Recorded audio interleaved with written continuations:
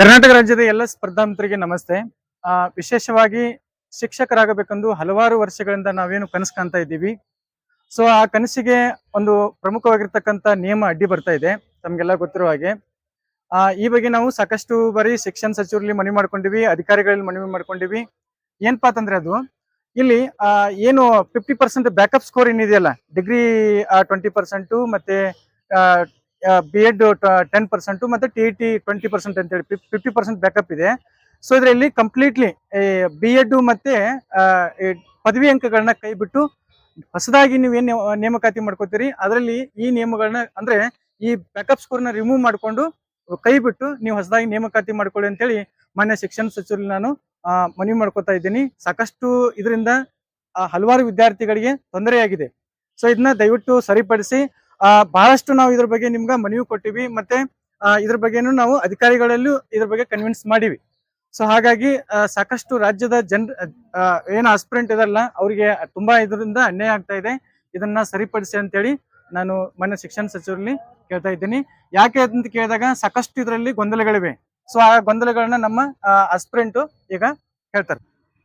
ಮಾನ್ಯ ಶಿಕ್ಷಣ ಮಂತ್ರಿಗಳಾದಂತಹ ಶ್ರೀ ಮಧು ಬಂಗಾರಪ್ಪನವರಲ್ಲಿ ವಿನಂತಿಸಿಕೊಳ್ಳುವುದೇನೆಂದರೆ, ಈಗಾಗಲೇ ಸಹೋದರರಾಗಿರುವಂತಹ ಲಕ್ಷ್ಮೀಕಾಂತ್ ಅವರು ಹೇಳಿರುವ ಹಾಗೆ GPSTR ಮತ್ತು HSTR ನೇಮಕಾತಿಗಳಲ್ಲಿ ಡಿಗ್ರಿ ಮತ್ತು B.Ed ಅಂಕಗಳನ್ನ ತೆಗೆದು ಹಾಕಬೇಕೆನ್ನುವಂತಹ ವಿಚಾರವನ್ನ ತಮ್ಮ ಗಮನಕ್ಕೆ ನಾವೆಲ್ಲ ತರ್ತಾ ಇದ್ದೇವೆ. ಕಾರಣ ಇಷ್ಟೇ, 2007-8ಗಿಂತ ಮುಂಚಿತವಾಗಿ ನಾನ್ ಸೆಮ್ ಪದ್ಧತಿ ಇತ್ತು. ಅದರ ನಂತರ ಸೆಮಿಸ್ಟರ್ ಪದ್ಧತಿ ಜಾರಿಯಲ್ಲಿದೆ. ಸೆಮಿಸ್ಟರ್ ಪದ್ಧತಿ ಅವರಿಗೆ ಆಂತರಿಕವಾದ ಅಂಕಗಳನ್ನ ಕೊಡ್ತಾರೆ. ಅದೇ ರೀತಿಯಾಗಿ ಹಿಂದೆ ಕಲಿತಂತಹ ನಾನ್ ಸೆಮಿಸ್ಟರ್ ವಿದ್ಯಾರ್ಥಿಗಳಿಗೆ ಆಂತರಿಕ ಅಂಕಗಳಿರಲಿಲ್ಲ. ಹೀಗಾಗಿ ಇಲ್ಲಿ ನೇಮಕಾತಿ ಅಥವಾ ಅವರ ಒಂದು ಅಂಕಗಳಲ್ಲಿ ಹೆಚ್ಚಿನ ಒಂದು ವ್ಯತ್ಯಾಸವನ್ನ ಕಾಣ್ತಾ ಇದ್ದೇವೆ. ಈ ಎಲ್ಲಾ ಹೆಚ್ಚಿನ ವ್ಯತ್ಯಾಸಗಳು ಸರಿಪಡಿಸಬೇಕಂದರೆ ಕೇವಲ CET ಮತ್ತು TET ಮೂಲಕ ನೇಮಕಾತಿಗಳನ್ನ ನಡೆಸಿಕೊಳ್ಬೇಕಂತ ಹೇಳಿ ತಮ್ಮಲ್ಲಿ ಕೇಳ್ಕೊತಾ ಇದ್ದೀನಿ. ಕರ್ನಾಟಕದ GPSTR ಆಸ್ಪಿರೆಂಟ್ಸ್ಗೂ ಎಲ್ಲರಿಗೂ ನಮಸ್ಕಾರ. ನಾವು ದಾವಣಗೆರೆ ಡಿಸ್ಟಿಕ್ ಇಂದ ಬಂದಿವಿ, GPT ಆಸ್ಪಿರೆಂಟ್ಸ್. ಕಾರಣ ಏನು ಅಂದ್ರೆ ಇವತ್ತು ಬೆಂಗಳೂರಿಗೆ ಬಂದ್ವಿ. ರೀಸನ್ ಏನಂದ್ರ ನಮ್ಮ ಟೀಚಿಂಗ್ ಸೆಕ್ಟರ್ ಒಳಗ ಏನು ಮಿಸ್ಟೇಕ್ಸ್ ಇದಾವೆ, ಆ ಮಿಸ್ಟೇಕ್ಸ್ ಅನ್ನ ನಾವು ನೆಕ್ಸ್ಟ್ ರಿಕ್ರೂಟ್ಮೆಂಟ್ ಗೆ ಕರೆಕ್ಷನ್ ಮಾಡ್ಬೇಕು. ಯಾಕಂದ್ರೆ ಕೆಲವು GPT ಆಸ್ಪಿರೆಂಟ್ಸ್ಗೆ ಬಹಳ ಅನ್ಜಸ್ಟಿಸ್ ಆಗುತ್ತೆ. ರೀಸನ್ ಏನಂದ್ರ ಅದ್ರಲ್ಲಿ ಈಗ ಅದಕ್ಕೆ ರೀಸನ್ ಯಾಕೆ ಆ ಲೋಪದೋಷಗಳನ್ನ ಚೇಂಜಸ್ ಮಾಡ್ಬೇಕು ಅನ್ನೋದಕ್ಕೊಂದು ರೀಸನ್. ಕೆಲವರೆಲ್ಲ ಆಸ್ಪಿರೆಂಟ್ಸ್ GPT ಆಸ್ಪಿರೆಂಟ್ಸ್ ಆರ್ಗ್ಯೂ ಮಾಡ್ತಾರ, ಯೂಟ್ಯೂಬ್ ಅಲ್ಲಿ ಆಗಿರ್ಬೋದು, ಲೈವ್ ಅಲ್ಲಿ ಆಗಿರ್ಬೋದು, ಯಾವ್ದೇ ಆಗ್ಲಿ ನಾವು ಮಾಡುವಂತ ಕೆಲಸ ಒಂದು ನ್ಯಾಯಯುತವಾಗಿದೆ, ಜಸ್ಟಿಸ್ ಆಗಿದೆ, ಯಾರಿಗೂ ಅನ್ಇಕ್ವಲ್ ಆಗ್ಬಾರ್ದು ಅನ್ನೋದು ಮೈ ಇಂಟೆನ್ಷನ್, ನಮ್ಮ ಉದ್ದೇಶ. ಬಟ್ ಯಾಕಂದ್ರ ಇದು ಆರ್ಗ್ಯೂ ಮಾಡೋರ್ಗೆ ಏನಂತ ಒಂದು ರೀಸನ್ ಹೇಳ್ಬೇಕಂದ್ರ, ಇದು GPT ಆಸ್ಪಿರೆಂಟ್ಸ್ ಆಯ್ಕೆ ಮಾಡೋದ್ರಲ್ಲಿ ಒಂದ್ ಸ್ವಲ್ಪ ಅಮೆಂಡ್ಸ್ ಅನ್ನ ಚೇಂಜಸ್ ಮಾಡ್ಬೇಕಾಗತ್ತೆ, ತಿದ್ದುಪಡಿ ಮಾಡಕ್ಕಾಗತ್ತ. ಯಾಕಂದ್ರ ಇಲ್ಲಿ ನಾನ್ ಸೆಮಿಸ್ಟರ್ ಬರೋದ್ರಿಂದ ಮಾರ್ಕ್ಸ್ ಡಿಫ್ರೆಂಟ್ ಆಗುತ್ತೆ, ಒಂದ್ ರೀಸನ್. ಇನ್ನೊಂದು ಕೋವಿಡ್ ಮೂಮೆಂಟ್ ಅಲ್ಲಿ 2019 ಒಳಗ ಯಾವುದೇ ರೀತಿ ಎಕ್ಸಾಮ್ ಅನ್ನ ಕಂಡಕ್ಟ್ ಮಾಡ್ದೇನೆ ಅಂಕಗಳ ಆಧಾರ ಮೇಲೆ ಅವರನ್ನ ಮಾರ್ಕ್ಸ್ ಕೊಡುವಂತ ಆಗಿದೆ.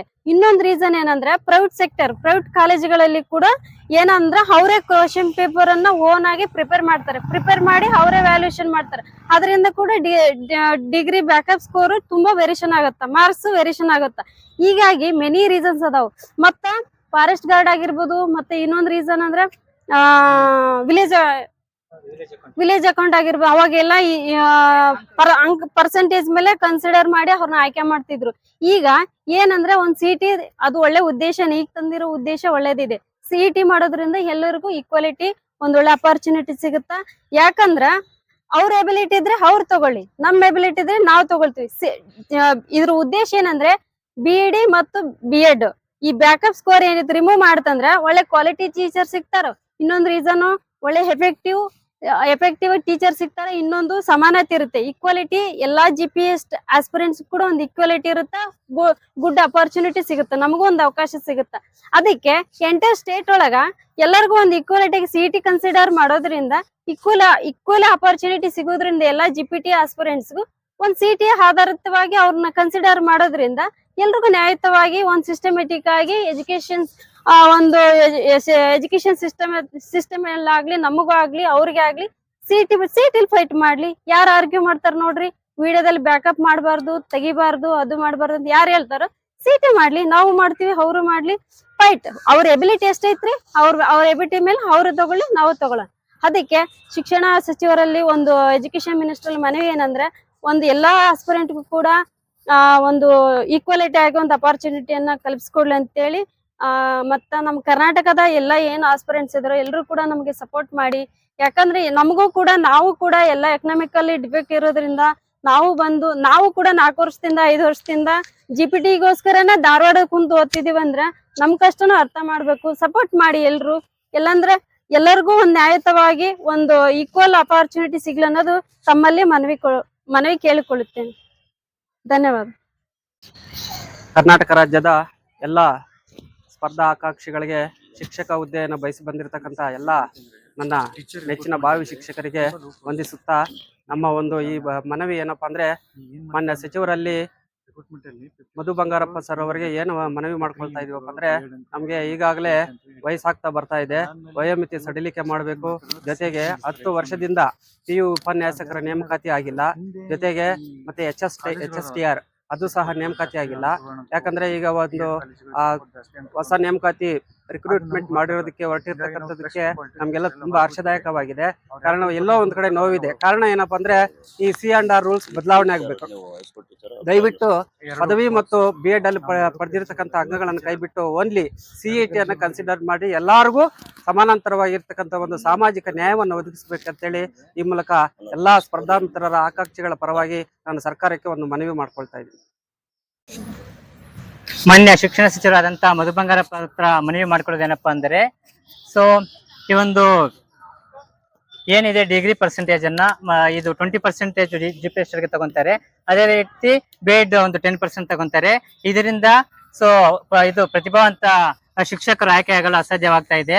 ಯಾಕಂದ್ರೆ ಡಿಗ್ರಿಯಲ್ಲಿ ಬ್ಯಾಕಪ್ ಈಗ ಇಂಟರ್ನಲ್ ಒಂದೊಂದು ಯೂನಿವರ್ಸಿಟಿ ಒಂದೊಂಥರ ಇದೆ. ಬೆಂಗಳೂರು ಯೂನಿವರ್ಸಿಟಿಯಲ್ಲಿ 30 ಮಾರ್ಕ್ಸ್ ಇಂಟರ್ನಲ್ ಕೊಡ್ತಾರೆ. ಸೊ ಮೈಸೂರು ಯೂನಿವರ್ಸಿಟಿಯಲ್ಲಿ 20 ಮಾರ್ಕ್ಸ್ಗೆ. ಹಾಗೆ ಅದೇ ರೀತಿ ಕೊರೋನಾ ಏನ್ ಬಂತ ಆ ಟೈಮಲ್ಲಿ ಸಿಕ್ಕಾಪಟ್ಟೆ ಎಲ್ಲರದ್ದು 90+ ಆಗಿದೆ ಡಿಗ್ರಿ. ಆದ ಕಾರಣ ಈ ಒಂದು ಅಂಕಗಳನ್ನು ಇದು ತಗೋಬಾರ್ದು, CET-ಗೆ ಪರಿಗಣಿಸಬಾರ್ದು. ಬರೀ CET ಮತ್ತು TET ಅಂಕಗಳನ್ನು ಪರಿಗಣಿಸಿದಾಗ ಮಾತ್ರ ಒಬ್ಬ ಪ್ರತಿಭಾವಂತ ಶಿಕ್ಷಕರು ಸಿಗಲು ಸಾಧ್ಯ. ಇದರಿಂದ ಏನು ನಮ್ಮ ಕೊಠಡಿಯಾಗ ಏನ್ ಹೇಳ್ತದಪ್ಪ ಅಂದ್ರೆ, ಈ ದೇಶದ ಭವಿಷ್ಯ ಶಾಲಾ ಕೊಠಡಿಯಲ್ಲಿ ನಿರ್ಮಾಣ ಆಗುತ್ತದೆ. ಯಾವಾಗ ನಿರ್ಮಾಣ ಆಗ್ತದೆ?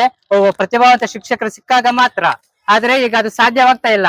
ಯಾಕಪ್ಪ ಅಂದ್ರೆ, ಮೊನ್ನೆ ನಾನೊಂದು ವೆಲ್ಫೇರ್ ಆಫೀಸ್ ಕಡೆಯಿಂದ ಒಂದು ಎಕ್ಸಾಮ್ ಕಂಡಕ್ಟ್ ಮಾಡಿದ್ರೆ, ಅದು UPSC ಕೋಚಿಂಗ್. ಅಲ್ಲಿ ನಾನು ಅಪ್ಲೈ ಮಾಡಿದ್ದೆ. ನಂದು 62 ಆಗಿತ್ತು CET ಸ್ಕೋರ್. ಡಿಗ್ರಿ ನಂದೇನೋ 62 ಅಷ್ಟೇ ಇತ್ತು ಬ್ಯಾಕಪ್. ಯಾಕಂದ್ರೆ ನಾವು 100 ಮಾರ್ಕ್ಸ್ಗೆ ಬರೆಯೋದು. ಅದೇ ಒಂದು 2020 ಹುಡುಗ ಬಂದು 89% ಇತ್ತು ಏನೋ ಡಿಗ್ರಿ. ಸೊ ಆದ್ರೆ CET ಎಷ್ಟು ಸ್ಕೋರ್ ಮಾಡಿದ್ದಾರೆ? ಬರೀ 32 ಸ್ಕೋರ್.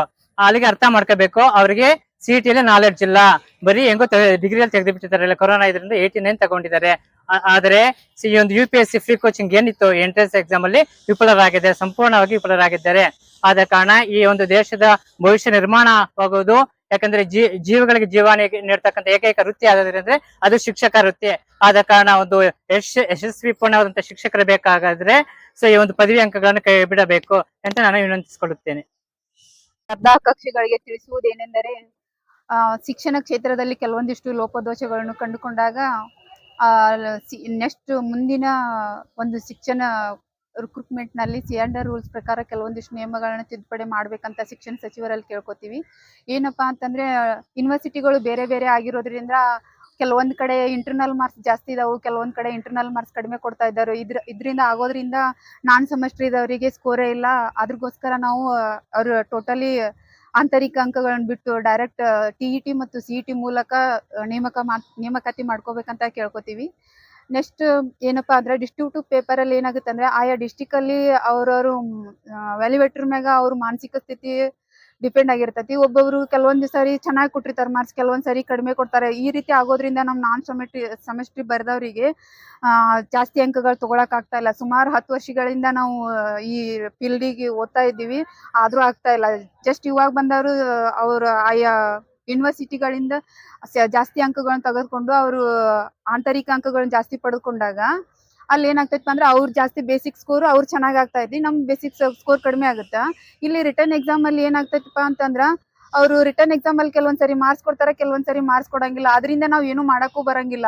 ಅವರು ಕಾರ್ಬನ್ ಅದು ಇದು ಇವೇನು ಮಾಡಕ್ಕೂ ಬರಂಗಿಲ್ಲ. ಅದ್ರ ಸಲುವಾಗಿ ನಾವು ಶಿಕ್ಷಣ ಸಚಿವರಲ್ಲಿ ಕೇಳ್ಕೊಳ್ಬೇಕು ಏನಪ್ಪಾ ಅಂತಂದ್ರ, ಡಿಸ್ಟ್ರಿಬ್ಯೂಟಿವ್ ಪೇಪರ್ ಅನ್ನ ತೆಗಿಬೇಕಂತ ಮನವಿ ಮಾಡ್ಕೋತೀವಿ. Thank you. ನನ್ನ ಹೆಸರು ಅಂಜನ್ ರಾಜು, ಚಿಕ್ಕಬಳ್ಳಾಪುರದಿಂದ ಬಂದಿದ್ದೀನಿ. ಈಗ ನಾವು 2015ರಲ್ಲಿ ನಾನು BA ಮಾಡಿದ್ದು ಫಸ್ಟ್ ಇಯರ್. ಆಗ ನಮಗೆ ಯಾವುದೇ ರೀತಿಯಂತ ಇಂಟರ್ನಲ್ ಇರ್ಲಿಲ್ಲ, 100 ಅಂಕಗಳು ನಾವು ಬರೆಯೋದಿತ್ತು. ಸೊ ಯಾವುದೇ ರೀತಿ ಇಂಟರ್ನಲ್ ಅಂಕ ಆಗಿರಲಿಲ್ಲ. ಆದ್ರೆ ನಮ್ ಬ್ಯಾಚ್ ನಂತರ ಏನಾಯ್ತು ಅಂದ್ರೆ ಇಂಟರ್ನಲ್ ಬಂತು, 30 ಮಾರ್ಕ್ಸ್ ಇಂಟರ್ನಲ್. ಸೊ ನಮ್ ಬ್ಯಾಚ್ ಅಲ್ಲಿ 75 ಸ್ಕೋರ್ ಮಾಡೋದಂದ್ರೆ ಅದು ಒಳ್ಳೆ ಸ್ಕೋರ್, ಟಾಪ್ ಸ್ಕೋರ್. ಅಯ್ಯೋ ಅಂತ ಅಪ್ರಿಶಿಯೇಟ್ ಮಾಡ್ತಾ ಇದ್ರು ಎಲ್ಲರೂ 75 ಸ್ಕೋರ್ ಮಾಡಿದ್ರೆ. ಆದ್ರೆ ಈಗ 75 ವ್ಯಾಲ್ಯೂನೇ ಹೇಳ್ದಿರಾಗೋಗಿದೆ. ಇಂಟರ್ನಲ್ ಬಂದು ಎಂತವ್ರದ್ದು 90+. ಸೊ ಅವಾಗಲೇ ಎಕ್ಸಾಂಪಲ್ ಕೊಟ್ಟಿದ್ದೀನಿ ಮೊನ್ನೆ ವೆಲ್ಫೇರ್ ಪೇಸ್ ಇಂದ ಮುಖಾಂತರ ನೇಮಕಾತಿ ಆದಂತಹ ಒಂದು ಇದು IAS ಫ್ರೀ ಕೋಚಿಂಗ್ದು. ಸೊ 89 ಮಾಡಿದ್ದೇನೆ ಸ್ಕೋರ್. ಆದ್ರೆ ಈ CET ಎಷ್ಟು ಮಾಡಿದ್ದೇನೆ, ಜಸ್ಟ್ 32 ಸ್ಕೋರ್ ಮಾಡಿದ್ದೇನೆ ಅಷ್ಟೇ. ಅದೇ ಸರ್ಕಾರ ಏನೋ ಪ್ಯೂರ್ CET ಮಾತ್ರ ಕನ್ಸಿಡರ್ ಮಾಡಿತ್ತು, ಹಾಗಾಗಿ ನಾವೆಲ್ಲ ಸಕ್ಸಸ್ ಆದ್ವಿ. ಇಲ್ಲ ಡಿಗ್ರಿನೂ ಕನ್ಸಿಡರ್ ಮಾಡಿದ್ರೆ ನಾವು ಅವಾಗ ಆಯ್ಕೆಯಿಂದ ಹೊರ ಹೊರಬೇಕಿತ್ತು. ಆದ ಕಾರಣ ಈಗ DC ಇಡೀ ಡಿಸ್ಟ್ರಿಕ್ಟ್ ಕಲೆಕ್ಟರ್ ಒಬ್ಬ ಜಿಲ್ಲಾ ಅಧಿಕಾರಿಗೆ ಜಸ್ಟ್ 35% ಇದ್ರೆ ಸಾಕು, ಡಿಗ್ರಿ ಕನ್ಸಿಡರ್ ಮಾಡ್ತಾರೆ. ಅದೇ ರೀತಿ ತಹಸೀಲ್ದಾರ್ ನೇಮಕಾತಿಗೂ ಅಷ್ಟೇ, ಜಸ್ಟ್ ಪಾಸ್ ಅಷ್ಟೇ ಕನ್ಸಿಡರ್ ಮಾಡ್ತಾರೆ. ಒಬ್ಬ ಅಸಿಸ್ಟೆಂಟ್ ಪ್ರೊಫೆಸರ್ ಆಗ್ಬೇಕಾದ್ರೂ ಯಾವುದೇ ರೀತಿ ಅಂಕಗಳನ್ನು ಪರಿಗಣಿಸಲ್ಲ, PU ಲೆಕ್ಚರ್ಗೂ ಪರಿಗಣಿಸಲ್ಲ. ಆದ್ರೆ ಇದಕ್ಕೆ ಯಾಕೆ ತಾರತಮ್ಯ ಇಲ್ಲ? ಈಗ ಜಸ್ಟ್ ಏನೋ ಅವಾಗ್ಲೇ ಇದ್ರು ಒಂದೇ ಸತಿಗೆ ಏನೋ ಬರೀ ನಾನ್ ಸಮ್ ಇದ್ರೆ ಓಕೆ, ಕೆಲವರಿಗೆ ನಾನ್ ಸಮ್ಮು, ಕೆಲವರಿಗೆ ಸಮ್ಮು. ಆದ ಕಾರಣ ಇದು ತುಂಬಾ ಭೇದ ಭಾವ ಆಗುತ್ತದೆ, ತಾರತಮ್ಯ ಇದೆ. ಇದನ್ನ ಸರಿಪಡಿಸಬೇಕೆಂದು ಮಾನ್ಯ ಶಿಕ್ಷಣ ಸಚಿವರಲ್ಲಿ ನಾನು ಮನವಿ ಮಾಡಿಕೊಳ್ಳುತ್ತೇನೆ. ಎಲ್ಲ ಶಿಕ್ಷಕರ ಮಾನ್ಯ ಪರವಾಗಿ ನಾನು ಮನವಿ ಮಾಡಿಕೊಳ್ಳುತ್ತೇನೆ. ಮಾನ್ಯ ಶ್ರೀಯುತ ಮಧು ಬಂಗಾರಪ್ಪನವರಲ್ಲಿ ಸರ್ ಅವರಲ್ಲಿ ವಿನಂತಿಸಿಕೊಳ್ಳುವುದೇನೆಂದರೆ, ಈಗ 10 ವರ್ಷಗಳಿಂದ ಸರಿಯಾಗಿ ನೇಮಕಾತಿ ಆಗ್ತಾ ಇಲ್ಲ. ನಾವೆಲ್ಲ ನಾನ್ ಸೆಮ್ ಅಲ್ಲಿ ಓದ್ಬಿಟ್ಟು ಈಗ ಸೆಮ್ನವ್ರ ಜೊತೆ ಕಾಂಪಿಟೇಟಿವ್ ಮಾಡೋದು ತುಂಬಾ, ಯಾಕಂದ್ರೆ ಇಲ್ಲಿ ಇದು ಆಂತರಿಕ ಅಂಕಗಳನ್ನು ಕೊಡ್ತಾ ಇದ್ದಾರೆ. ಒಂದೊಂದು ಯೂನಿವರ್ಸಿಟಿ ಒಂದೊಂದ್ ತರ ಅಂಕಗಳನ್ನು ಕೊಡ್ತಾ ಇದ್ದಾರೆ. ಹಂಗಾಗಿ ಅಲ್ಲೆಲ್ಲ ಅವೈಜ್ಞಾನಿಕ ಪದ್ಧತಿ ನಡೆದು ಜಾಸ್ತಿನೇ ಅಂಕಗಳನ್ನು ಕೊಡ್ತಾ ಇದ್ದಾರೆ. ಹಾಗಾಗ್ಬಿಟ್ಟು ನಮ್ಗೆ ತುಂಬಾ ಅನ್ಯಾಯ ಆಗ್ತಾ ಇದೆ. ಹಂಗಾಗ್ಬಿಟ್ಟು ಈ ಒಂದು B.Ed ಮತ್ತು BA ಅಂಕಗಳನ್ನು ಕೈ ಬಿಟ್ಟು ನಮ್ಮನ್ನ ಇಲಾಖೆ CET ವಿತ್ ಟೆಟ್ ಮೂಲಕ ನಮ್ಮನ್ನು ಆಯ್ಕೆ ಮಾಡ್ಕೋಬೇಕು ಅಂತ ಈ ಮೂಲಕ ತಮ್ಮಲ್ಲಿ ವಿನಂತಿಸ್ಕೊಳ್ತಿದೀವಿ. ಅಷ್ಟೇ ಅಲ್ಲದೆ ನಮ್ಗೆ ಈಗಾಗಲೇ ಏಜ್ ಆಗ್ತಾ ಇದೆ, ಏಜ್ ಅಂಡ್ ಮೆರಿಟ್ ಮೇಲೇನು ರಿಕ್ರೂಟ್ಮೆಂಟ್ ಮಾಡ್ಕೋಬೇಕಂತ ತಮ್ಮಲ್ಲಿ ಸವಿನಯ ಮನವಿಯನ್ನು ಮಾಡ್ಕೊಳ್ತಾ ಇದ್ದೇನೆ.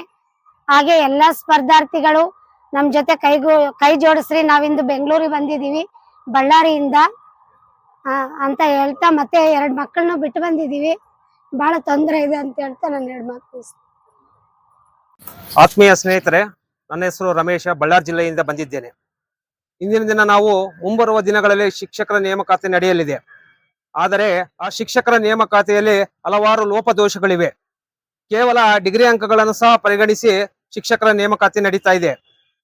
ಇದರಿಂದ ಈಗಿನ ಒಂದು ವಿಶ್ವವಿದ್ಯಾಲಯಗಳು ಪರೀಕ್ಷೆಗಳನ್ನು ಪಾರದರ್ಶಕವಾಗಿ ನಡೆಯುತ್ತಿಲ್ಲ.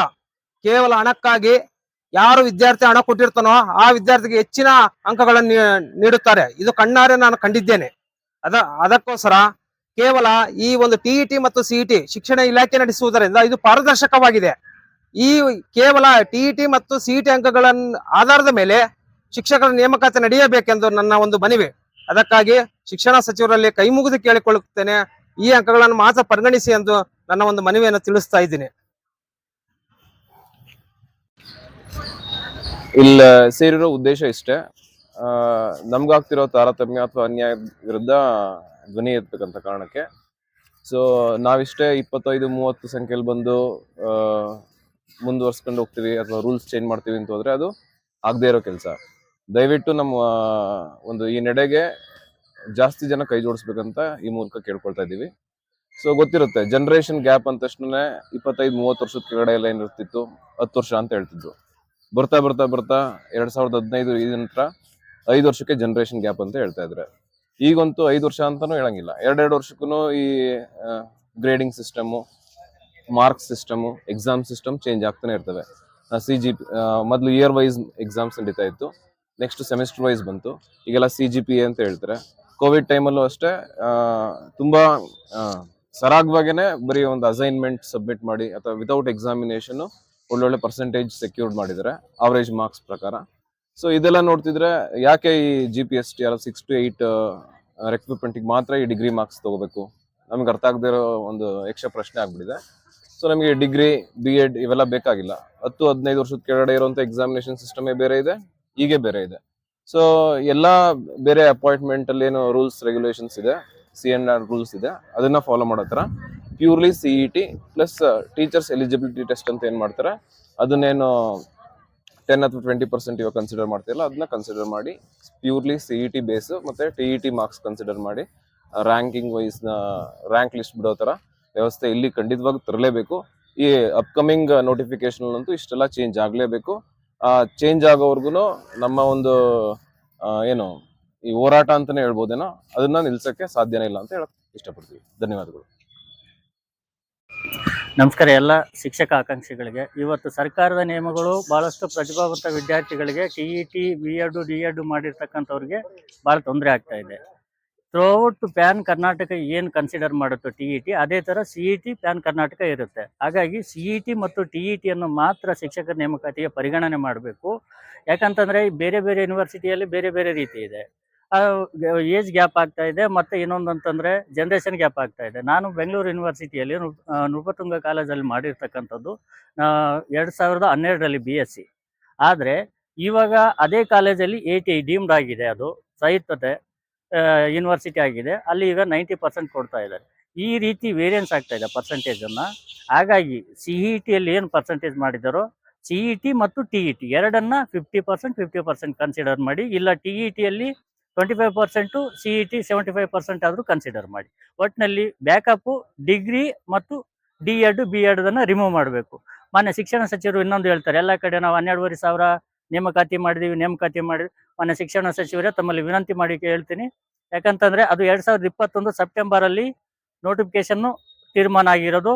ಮೇ 21-22 2022ರಲ್ಲಿ ಅಲ್ಲಿ ಶಿಕ್ಷಕ ನೇಮಕಾತಿ. ಅದನ್ನು ನೀವು ಆರ್ಡರ್ ಕಾಪಿ ಕೊಟ್ಟಿರೋದಷ್ಟೇ. ಈ ಅವಧಿಯಲ್ಲಿ ತಾವು ಶಿಕ್ಷಣ ಮಂತ್ರಿಗಳಾದ ಮೇಲೆ ಯಾವುದೇ ಕಾರಣಕ್ಕೂ ಶಿಕ್ಷಕ ನೇಮಕಾತಿ ಮಾಡಿಲ್ಲ.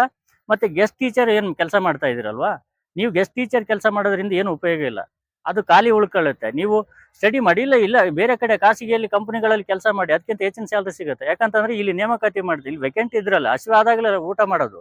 ಅವ್ರು ಹೊಟ್ಟೆ ತುಂಬಿದೆ, ಸರ್ಕಾರದವ್ರು ಗೆಸ್ಟ್ ಟೀಚರ್ ಕೊಡ್ತಾರೆ 10,000. ನೀವು ಅಷ್ಟೆಲ್ಲ ಖರ್ಚು ಮಾಡಿ 3-4 ವರ್ಷ ವೇಸ್ಟ್ ಮಾಡಿ, ನೀವು ಯಾಕೆ ಅಷ್ಟು ನೀವು ಸಾಲ ತಂದು ಓದಿದ್ರೆ ಅದು ಬಡ್ಡಿ ಕಟ್ಟೋಕ್ಕಾಗಲ್ಲ ನಿಮ್ಮ ಸ್ಯಾಲ್ರಿ. ಅದಕ್ಕೆ ಯಾಕೆ ನೀವು ಕೆಲಸ ಮಾಡ್ತೀರಿ? ದಯವಿಟ್ಟು ಕರ್ನಾಟಕದಲ್ಲಿ ಇರ್ತಕ್ಕಂಥ ಎಲ್ಲ ಶಿಕ್ಷಕ ಆಕಾಂಕ್ಷಿಗಳಲ್ಲಿ ನಾನು ವಿನಂತಿ ಮಾಡ್ತೀನಿ, ಎಲ್ಲೇ ಕುಂತ್ಕೊಂಡು ಕಮೆಂಟ್ ಹೊಡೆಯೋದ್ರಿಂದ ಆಗಲ್ಲ. ನಿಮ್ಮ ಥರ ಮಾಡಿದ್ರೆ ಭಾರತಕ್ಕೆ ಸ್ವಾತಂತ್ರ್ಯ ಸಿಗ್ತಿಲ್ಲ. ನಿಮ್ಮ ಥರನೇ ಎಲ್ಲರೂ ಮೆಸೇಜ್ ಹಾಕೊಂಡು ಕೂತ್ಕೊತಾ ಇದ್ರು.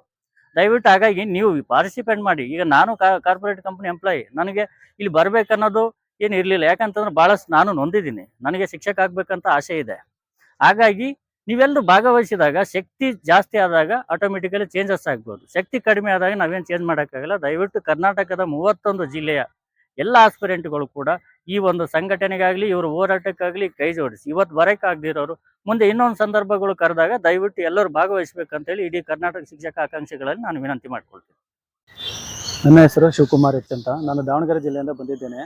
ನನ್ನ ಮೂಲ ಉದ್ದೇಶ ಏನೆಂದರೆ, ಮಾನ್ಯ ಶಿಕ್ಷಣ ಸಚಿವರಲ್ಲಿ ನನ್ನ ಮನವಿಯನ್ನು ಮಾಡ್ಕೊಳ್ತಾ ಇದ್ದೇನೆ.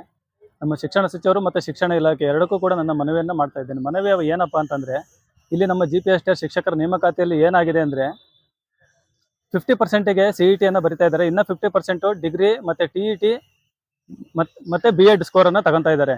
ಇಲ್ಲಿ ಏನಾಗಿದೆ ಅಂದರೆ, ಕೆಲವ್ರದೆಲ್ಲ ತುಂಬ ಹಳುಬ್ರದೆಲ್ಲ ಏನಾಗಿದೆ ಅಂದರೆ ಬ್ಯಾಕ್, ಈಗ 5-6 ವರ್ಷ ಹಿಂದೆ ಡಿಗ್ರಿ ಮಾಡಿರೋದು ಏನಾಗಿದೆ ಅಂದರೆ ಡಿಗ್ರಿ ಸ್ಕೋರ್ಗಳು ತುಂಬ ಕಡಿಮೆ ಇದೆ. ಇತ್ತೀಚೆಗೆ ಮಾಡಿರ್ತಕ್ಕಂಥವ್ರದ್ದು ಡಿಗ್ರಿ ಸ್ಕೋರ್ ಏನಾಗಿದೆ ತುಂಬ ಹೆಚ್ಚಿದೆ. ಅಂದರೆ ಮಿನಿಮಮ್ ಅಂದರೆ 80 ಎಬೋ ಇದೆ. ಎಲ್ಲ 80ಕ್ಕಿಂತ ಹೆಚ್ಚು ಎಲ್ಲರದ್ದು ಇರೋದ್ರಿಂದ ಏನಾಗಿದೆ ಅಂತಂದ್ರೆ ಇಲ್ಲಿ ಅವ್ರದ್ದು ಆಟೋಮೆಟಿಕ್ ಆಗಿ ಸ್ಕೋರ್ ಜಾಸ್ತಿ ಆಗಿದೆ. ಮತ್ತೆ ಅವ್ರಿಗೆ ಇಂಟರ್ನಲ್ ಸ್ಕೋರ್ ಇದೆ. ನಮಗೆಲ್ಲ ಏನಾಗಿದೆ ಇಂಟರ್ನಲ್ ಸ್ಕೋರ್ ಇದ್ದಿಲ್ಲ ಅವಾಗ. ಆದ್ರಿಂದ ನಮ್ದು ಸ್ಕೋರ್ ಏನಾಗಿದೆ ಅವ್ರಿಗೂ ನಮಗೂ ವೇರಿಯೇಷನ್ ಮಾಡಿದ್ರೆ ಮಿನಿಮಮ್ 15-20% ಅಂಕಗಳು ಏನಾಗ್ತಿದೆ, ಕಡಿಮೆ ಆಗ್ತಾ ಇದೆ. ಮತ್ತೆ ಇನ್ನೊಂದು ತುಂಬಾ ಮನಸ್ಸಿಗೆ ನೋವಾಗ್ತಕ್ಕಂಥ ವಿಚಾರ ಏನಪ್ಪಾ ಅಂದ್ರೆ, ಗುರುಬ್ರಹ್ಮ ಗುರು ವಿಷ್ಣು ಗುರುದೇವ ಮಹೇಶ್ವರ ಗುರು ಸಾಕ್ಷಾತ್ ಪರಬ್ರಹ್ಮ ತಸ್ಮೈ ಶ್ರೀ ಗುರುವೇ ನಮಃ ಅಂತ ಪೂಜೆ ಮಾಡ್ತಕ್ಕಂಥ ನಮ್ಮ ನಾಡಲ್ಲಿ ಇವತ್ತು ಗುರುಗಳಾಗಬೇಕಾದವರು ಗುಲಾಮರಾಗಿ ಕೆಲಸ ಮಾಡ್ಬೇಕಂತ ಪರಿಸ್ಥಿತಿ ಬಂದಿದೆ. ಇದಕ್ಕೆಲ್ಲ ಕಾರಣ ಏನಪ್ಪಾ ಅಂದ್ರೆ ಈ ಅವೈಜ್ಞಾನಿಕ ಪದ್ಧತಿಗಳಂತ ಪದ್ಧತಿಗಳಂತ ನಾನು ಹೇಳಕ್ ಇಷ್ಟಪಡ್ತೀನಿ. ಯಾಕಪ್ಪ ಅಂತಂದ್ರೆ ನೋಡ್ರಿ, ಉದಾಹರಣೆಗೆ ಡಾಕ್ಟರ್ ರಾಜ್ಕುಮಾರ್ ಅವರು 3-4ನೇ ಕ್ಲಾಸ್ ಮಾತ್ರ ಓದಿದ್ರು. ಅದು ಓದಿದ್ರಲ್ಲ ಸರಿಯಾಗಿ ಯಾವ್ದು ದಾಖಲೆಗಳಿಲ್ಲ ಹಂಗಂತ ಹೇಳ್ತಾರೆ. ನಾನು ಅದನ್ನ ಕೇಳಿದ್ದೀನಿ. ನೋಡಿ, ಅವರಿಗೆ ಡಾಕ್ಟರೇಟ್ ಕೊಟ್ರು.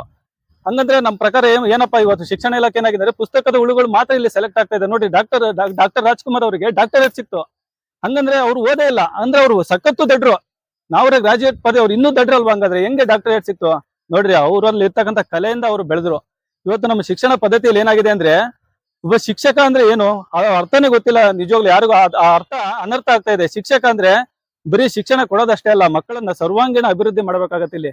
ಅಂತ ಶಿಕ್ಷಕ ಏನಾಗಿದ್ದಾನೆ ಅಂದ್ರೆ ಇವತ್ತು ಯಾವುದೋ ಒಂದು ಥಿಯರಿ ಪದ್ಧತಿಗಳಲ್ಲಿ ಡಿಗ್ರಿ ಅಂತ ಒಂದು ವಿಚಾರಗಳಲ್ಲಿ ಕಡಿಮೆ ಅಂಕ ಪಡೆದಿದ್ದಾನೆ ಅಂದ ತಕ್ಷಣ ಅವನಲ್ಲಿ ಯಾವ್ದು ಗುಣಗಳೇ ಇಲ್ಲ ಅಂತಕ್ಕಂಥ ನಾವು ಕನ್ಸಿಡರ್ ಮಾಡತಕ್ಕಂಥ ಒಂದು ಪದ್ಧತಿಯನ್ನ ತಾವು ಬಂದ್ಬಿಟ್ಟಿದೀವಿ.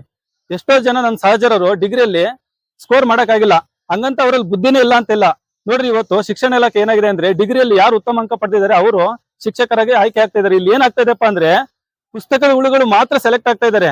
ಇದ್ರ ಪರಿಣಾಮ ಏನಾಗಿದೆ ಶಿಕ್ಷಣ ಇಲಾಖೆಯಲ್ಲಿ ಅಂದ್ರೆ ಪುಸ್ತಕದ ಹುಳುಗಳು ಸೆಲೆಕ್ಟ್ ಆಗಿ ಮಕ್ಕಳನ್ನು ಪುಸ್ತಕದ ಹುಳುಗಳನ್ನಾಗೆ ಮಾಡ್ತಾ ಇದ್ದಾರೆ. ಇದ್ರ ಉದ್ದೇಶ ಏನಾಗಿದೆ ಅಂದ್ರೆ ಮೌಲ್ಯ ಶಿಕ್ಷಣ ಬರ್ತಾ ಇಲ್ಲ, ಮಕ್ಕಳಿಗೆ ಬರೀ ಓದು ಓದು ಓದು ಓದು ಅದೊಂದಾಗಿದೆ ಅಷ್ಟೇ. ಯಾವುದೇ ರೀತಿ ಆಟ ಇಲ್ಲ, ಪಾಠ ಇಲ್ಲ, ಓಟ ಇಲ್ಲ, ಏನಿಲ್ಲ. ಮಕ್ಕಳ ದೈಹಿಕವಾಗಿ ಯಾವುದೇ ಚಟುವಟಿಕೆಗಳು ಕೂಡ ನಡೀತಾ ಇಲ್ಲ. ಯಾಕೆ ಇದಕ್ಕೆ ಮೂಲ ಕಾರಣ ಏನಪ್ಪಾ ಅಂದ್ರೆ ನಾವು ಆಯ್ಕೆ ಮಾಡಿರ್ತಕ್ಕಂಥ ಶಿಕ್ಷಕರು ಎಂತವ್ರಪ್ಪ ಅಂದ್ರೆ ಬರೇ ಪುಸ್ತಕದ ಹುಳುಗಳು. ನಾವು ಆಯ್ಕೆ ಮಾಡ್ಕೊಂಡು ಡಿಗ್ರಿಯಲ್ಲಿ 80% 90% ಇರೋರ್ನ ನಾವು ಆಯ್ಕೆ ಮಾಡ್ಕೊಂಡಿದೀವಿ.